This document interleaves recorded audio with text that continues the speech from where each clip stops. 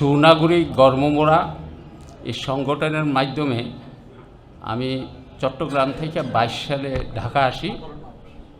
ঢাকা আসার পরেই মসজিদে মনোয়ারায় এই সংগঠনের উদ্যোগে বয়স কোরআন শিক্ষা কোর্স চালু করবে জানার পরে আমি ওই মসজিদেরই একজন মুসল্লি ছিলাম।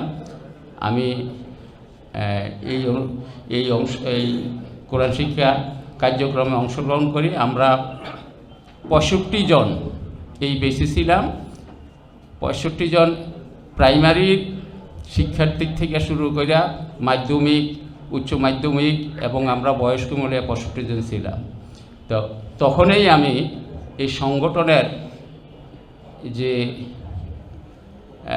প্রতিষ্ঠাতা আলহাজ বাশার আলী বাসিদ ভাইয়ের সাথে আমার পরিচয় হয়। তো আমরা প্রায় 3 মাস এই কোর্সটা করেছিলাম। আমরা যখন ছোট বয়সে এই স্বাধীনতার আগ থেকে এবং স্বাধীনের পরে যে সব হুজুরদের কাছে আমরা কোরআন শিখছি, আমাদের সহিশুদ্ধ ছিল না। তখন এই রফিক আদনান হুজুরের মাধ্যমে আমরা কোরআন শিখতে গিয়ে দেখছি এই হুজুর এত সুন্দর প্রাণচঞ্চল ভাষা ছন্দে আমাদেরকে এত সুন্দরভাবে শিক্ষা দিয়েছে। তখন আমার মনে এমন একটা শান্তি সৃষ্টি হয়েছে যে হ্যাঁ, এই কোরআন শিক্ষার যদি অনুষ্ঠানে অংশগ্রহণ না করতাম হয়তো মৃত্যু পর্যন্ত এই ভুলের ভিতরে থাকতাম।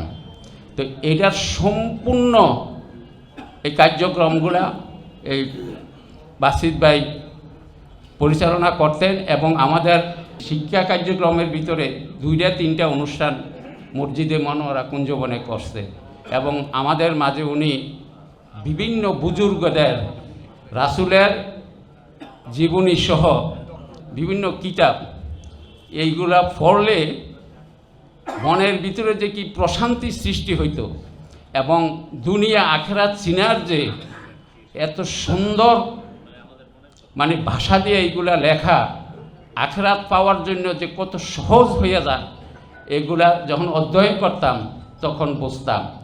আমি এই কার্যক্রমে অংশগ্রহণ করাকালীন বাসের সাহেবের ব্যাপারে বলছি, এই সংগঠনটা একটা আল্লাহর বান্দা জাহান্নামের কিনারায় চলে গেছে।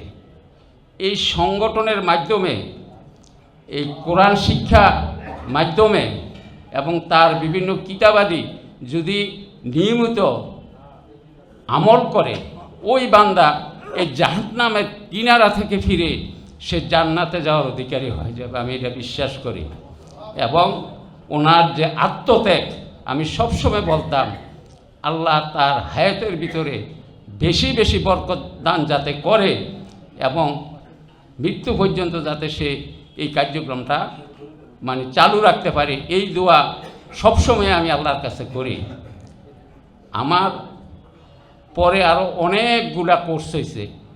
এই আদনান হুজুরের ভাষায় কোরআন শিক্ষার যে তার জ্ঞান, প্রত্যেকটা বেস খুব সন্তুষ্ট, কথা হয় তাদের সাথে। আমি ওই মসজিদেই নামাজ পড়ি, ওইটা পাশেই আমি থাকি। তা আমি এই রফিক আদনান হুজুরের জন্য আল্লাহর কাছে দোয়া করি যাতে উনি এই শিক্ষা কার্যক্রম যতদিন উনি আল্লাহ হায়াত রাখে চালাই যাইতে পারে এবং ভুল শিক্ষা কোরআন যারা তেলাওয়াত করে ভুল থেকে সংশোধন হয় সহি শুদ্ধভাবে, যাতে কোরআন তেলাওয়াত করতে করতে আমল করতে করতে কোরআনের অর্থ তর্জমা বুঝে আমল করতে করতে যাতে মৃত্যুর কোলে যাইতে পারে, এই দোয়া করি সবাই। এবং এই কার্যক্রমটা যাতে চালু থাকে এবং এই কার্যক্রমে বাশার ভাইয়ের যে আত্মত্যাগ, আমি এই মানে আল্লাহর কাছে দোয়া করি উনি যাতে এই আত্মত্যাগ যতদিন তার হায়াত আল্লাহ রাখতে চালাই যাইতে পারে। আমি খুবই সন্তুষ্ট এই কার্যক্রমের উপরে। তো এইটাই আমার বক্তব্য। এই অনুষ্ঠান আজকাল দেখে খুব ভালো লাগছে, এই সবাইকে একত্রিত করে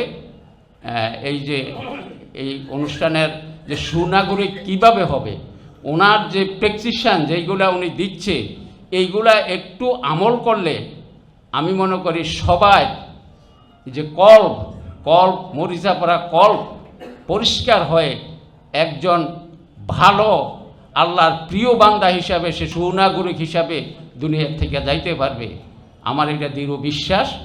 তো আমি যারা শিখছেন এবং ভবিষ্যতে আরও অনুষ্ঠান এই মসজিদে সবসময় হয়, আমাদের ছেলে নাতনি যারা আছে তাদের মাধ্যমে যাতে অনুষ্ঠানটা আরও চালিয়ে যেতে পারি সেই আশাবাদ ব্যক্ত রেখে আমি আমার বক্তব্য শেষ করছি। আসসালামু আলাইকুম ওয়া রাহমাতুল্লাহ।